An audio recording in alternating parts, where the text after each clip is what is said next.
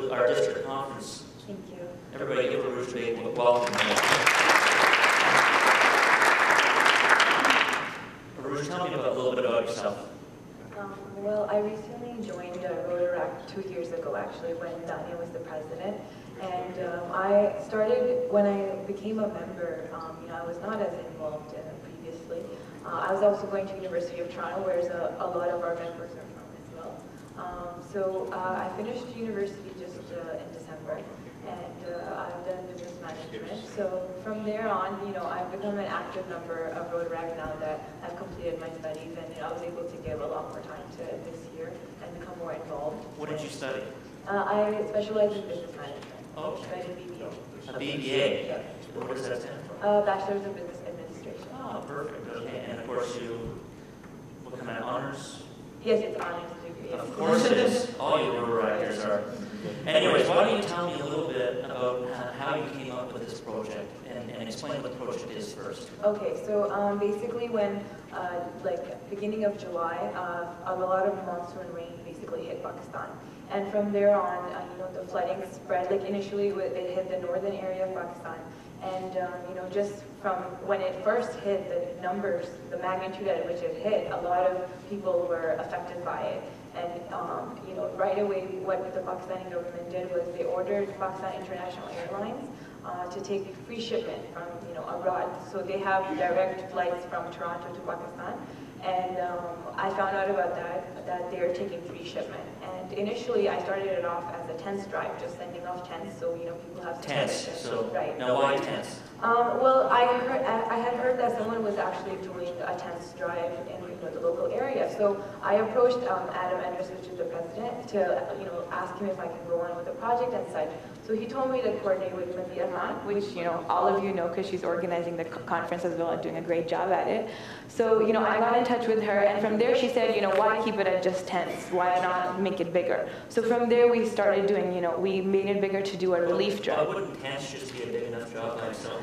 It would have been, but because of the time that the floods hit Pakistan, they were out of season. So most of the, Walmart and other such places, they were out of stock with tents. So it would have been hard to just, if we were just focusing on that, to even get enough, number of tents to send out. Just because for us, it was, the season was an issue. And it was out of season here. So. Right, out of season here, right. Because most of the, they had stock, they weren't getting any more in stock because the camping season, it was about to get cold and such, so they weren't really a lot in abundance. So from there, what I did was I contacted actually Rotary in Pakistan, who had been on, going to all the cities. Before we go there, coming back to the Pakistan issue, what are some of the figures on what happened there compared to other recent disasters? With UN, they stated that about 21 million people were affected, which was, combined, if you were to combine the what happened at the Haiti earthquake and, the tsunami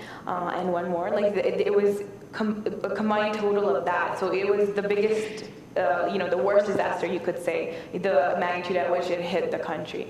So, it was, because what happened was initially the floods hit northern area, and then with the Indus River, they traveled down to the southern part of Pakistan. So pretty much an area larger than England was submerged in floodwaters.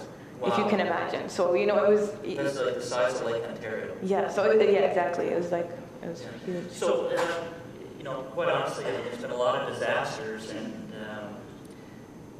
there's not a lot of money going. I think there's a lot of donor fatigue out there. Right, so exactly. Is that happening here? Yes, that was the initial concern when I started the project too, because you're right, that was one of the main reasons. A lot of people they were very slow in actually responding to this disaster as such, and that is actually why I felt that being a Rotaract member, the opportunities, that you have to actually start a project, and just because I had seen how effective it is, starting a project with Rotary and how supportive everyone is.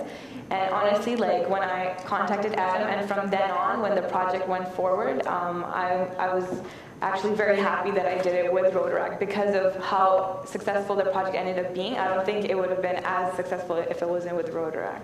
And why is that? Because everybody, basically when I started the project, I wouldn't say I was the only one working on it. Everybody kind of came through, like Adam, for example, there was an e-dinner happening at the Nile Association of Ontario. Sorry, so that was... Eid dinner, it's Christmas for Muslims, so Eid, yeah, so it was like a Eid party going on. So he... I didn't get my invitation. Oh, don't worry, I didn't go either. It was just, he was just attending it, so then, okay. yeah, like he was attending, so that was our first event at which he pitched the project. And I was surprised at when he texted me, he's like, we just raised $2,800. Sorry, explain this to me for a second. You just came up with an idea. Yes. You presented it to the Rotaract Club. Yep, I made a proposal. You made a proposal, so you did a business plan. Right, with the International Service Committee. Yes. The Yes. International Service Committee. Yes.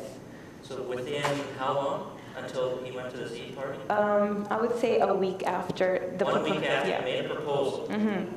Yes. Your Rotaractor went to an Eid party. Yes. Raised $2,800. What do you think? Exactly. Because I think, and honestly, I was just surprised. Like when he told me, I was shocked, for him to raise such a, big amount. And we, just from standing, setting up a table in front of the event and letting them know about the project and what we're doing, because essentially I think one other reason, aside from donor fatigue, was where's the money going? Because I know with Pakistan, that was an initial concern, right? There's some issues with Pakistan and their government and exactly. these monies and supplies. They would actually reach them, exactly. So how did you overcome that? Well, that's when I actually, pitched that idea to Media. The first thing actually I did was to do my research to see who would it be that we would work with. And I knew when I had visited Pakistan like a year ago that there are local Rotary clubs there. So I contacted them, like one Rotary in specific, because when I checked out their website, they had, every city that they had, as soon as the floods hit, they were visiting cities. And with each city that they had visited, they had pictures and they had, detailed article of what it was that they distributed. And so I called them right away and asked them what it is that they need. And they gave me a list of, the essential goods that they need. So you are the Rotaract Club. Yes. You recognized all these challenges and these issues. Yes, yeah. You then went and contacted on your own merit a Rotary Club to work with as a partner. Right. So who told you to do that? Well, just from being a Rotaract member, I knew that credibility and transparency, they're very important. Like if we're working with someone, and I understood just because Pakistan has that with, it has that stigma with it, that like where is it really going to the right people? So I knew if it's Rotary, just because of our principles, and I wouldn't think that the people that, if I'm dealing directly with Rotary in Pakistan, that's one of the main organizations that I can trust if I'm dealing with them. So you think you knew Rotary before? Right. Or you know it just from Rotaract? From Rotaract, I know it, right. So you think out there, because you're so attached and you're in the program with Rotaract and Rotary, there's that transparency? Or do you think the community at large knows that when they see that Rotary logo and Rotary is initiating a project, that they can trust us? Yes, I think it's both. Like, I think it's definitely the work Rotary has done over the past years, it speaks for itself, and I believe that the members keep that in mind when they're doing the project to make sure that, they address the transparency issue, for example. So our brand is pretty strong. Exactly, I definitely think so. Perfect, great. We're doing a good job then. Great job.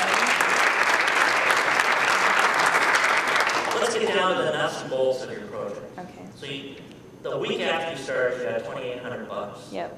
And you knew that there were some food items that people needed. So what did you do? And we've got about 4 minutes, so let's get from that to what you actually sent and when in a timeline. All right. So initially, the list of goods we were sending were goods people can open the box, eat them right away, whether it be granola bars and such. But what happened was a week later, right before my presentation actually to Rotaract, I spoke with the Rotary in Pakistan, and they said, now we're in phase 2. We're not in the first phase anymore where they need essential goods. We have cooking facilities now. So it would be better if you send stuff like rice and lentils and oil. So we quickly, changed the list last minute.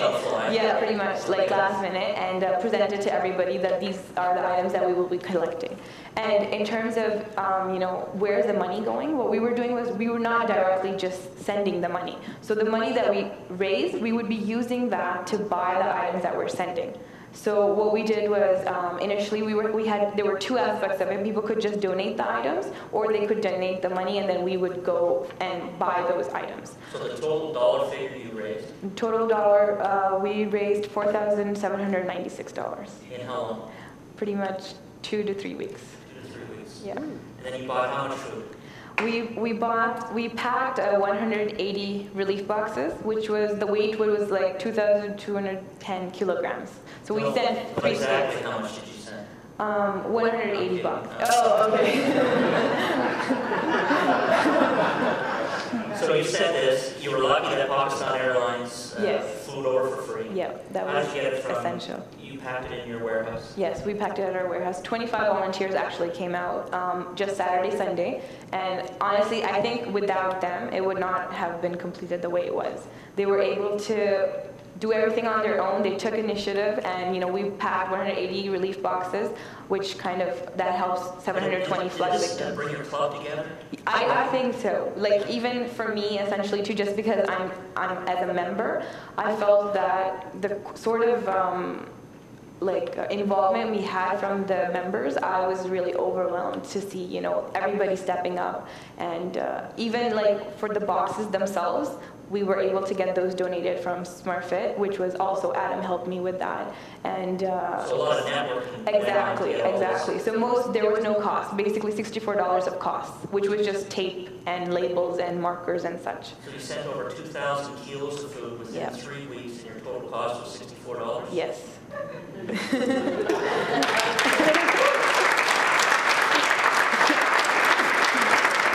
And further, Dale from Rotary Cares, he also donated 20 brand new tents. So we were yes. So we were able to send those as well, in addition to the food. So 20 brand new tents, Wow. So we so sent Rotary that. isn't traditionally known as first responders in this market, but you coordinated a project within 3 weeks, from start to finish.